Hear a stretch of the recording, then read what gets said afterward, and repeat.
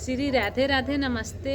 एगो गीत नाची पर के सुनब से कैसा लागता कमेंट बॉक्स में जरूर बताए सभे। आ जुड़ब सभे साथ देव सभे। मन कर सासू के सिलावट पर लोढ़ा से कुची दीवन कलोला गजबू।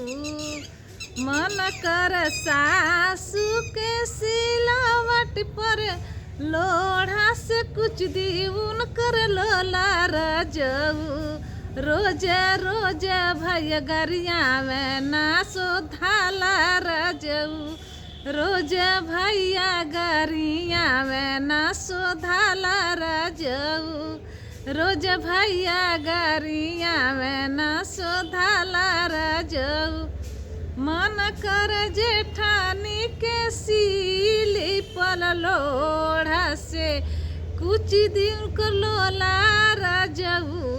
मन कर जेठानी के सीली पे रख के कुछ दिन लोला रजऊ। रोज रोज भतीजावा गरिया में ना सोधाला रजऊ।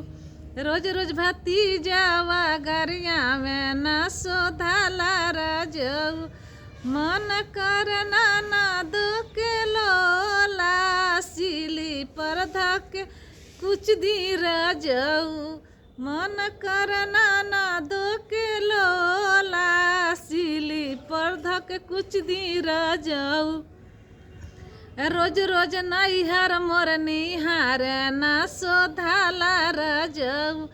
रोज रोज नैहर मोर निहार ना सोधाला रजऊ।